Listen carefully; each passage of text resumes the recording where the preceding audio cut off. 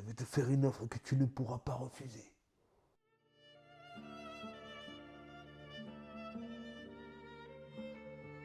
I never wanted this for you.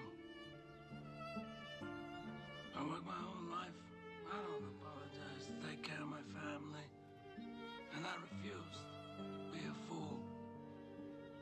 Dancing on the string held by all those big shots. It's not personal. It's strictly business. Salut, moi c'est Gog. Je suis un grand fan de séries, j'en ai vu une centaine. Mais culture film, je suis zéro. Alors cette année, j'ai décidé de changer ça en créant CTC. Construis ta culture. J'ai fait une liste de 60 films qui sont plus ou moins cultes et tous les lundis à midi, je te fais le débrief du film que j'ai regardé.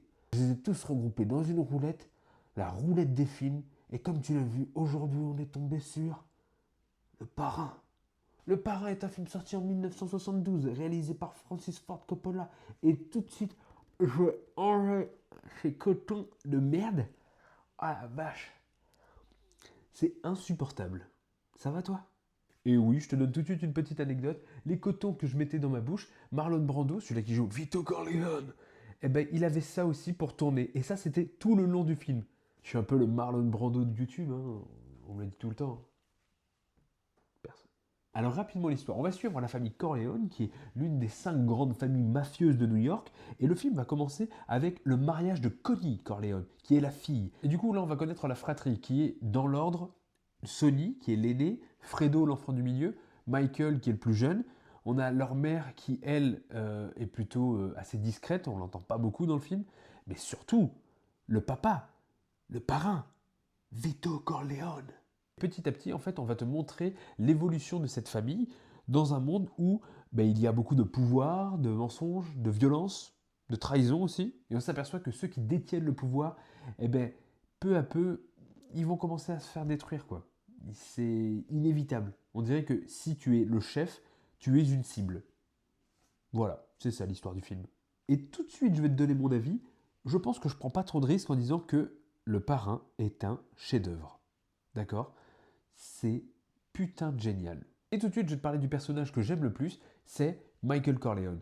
Parce que ce gars-là, c'est le mec qui veut s'éloigner le plus de la mafia. De toutes ces affaires-là, lui, c'est plutôt un mec assez réglo. Contrairement à ses frères, il a construit sa propre vie. C'est un héros de guerre. Il est respecté, il a une petite amie, il peut vivre normalement.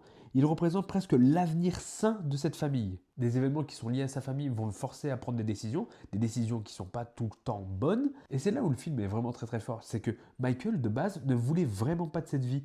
Et vers la fin du film, ce n'est plus du tout le même Michael que tu as connu au début du film. Il a complètement changé. Là où le père, qui est Vito Corleone, voulait protéger avant tout sa famille, Michael, lui, il va devenir très froid. Il va devenir impitoyable, calculateur. C'est clairement pour moi le personnage le plus fascinant du film. Et pourtant, Vito Corleone, c'est incroyable. Et niveau récompense, là, on est servi. Le Parrain va recevoir l'Oscar du meilleur film, va recevoir l'Oscar du meilleur acteur pour Marlon Brando, va recevoir aussi le meilleur scénario. Honnêtement, tout est mérité. Et tu sais quoi, je donnerais même meilleur second rôle pour Al Pacino, qui joue Michael Corleone, qui est, encore une fois, parfait. Et je vais peut-être en décevoir certains, mais moi, j'ai préféré 1000 fois Al Pacino dans Le Parrain que dans Scarface. Oui, je préfère Michael Corleone à Tony Montana. Je trouve que le personnage de Michael est plus complexe, plus tragique, plus intéressant à suivre, tu vois. Tony Montana, c'est, à mes yeux, hein, un blaireau qui fait n'importe quoi et qui devient, oui, un boss et qui va mourir très vite en tout cas. Il y a un truc que je ne savais pas, c'est que Marlon Brando et Al Pacino n'étaient pas les acteurs que le studio voulait pour le film, ce que Francis Ford Coppola a détesté. Il a insisté encore et heureusement d'ailleurs, parce que je ne vois personne à la hauteur du jeu qu'a proposé Marlon Brando et Al Pacino dans Le Parrain. Et là, j'aimerais revenir sur Diane Keaton qui joue Kai dans Le Parrain, qui est la femme de Michael, parce que là, je trouve qu'il y a eu de la facilité. En gros, je t'explique. Bon, je vais pas te spoiler, mais Michael a fait une énorme connerie et du coup, il doit quitter le pays. Il doit fuir, il doit se cacher. Il va même aller en Sicile où il va se marier avec une autre femme. Bon, cette femme-là ne va pas durer malheureusement très longtemps parce que la mafia va la retrouver et va juste la faire exploser. Et après ça, Michael va revenir à New York et il n'a pas vu Kai depuis un bail, plus d'un an encore une fois. Il va la voir et il lui dit Salut, ça va? Ça fait longtemps, hein? Ouais. T'accepterais de devenir ma femme? Mais c'est pas comme ça que ça fonctionne. Frérot, tu es parti, il y a un bail.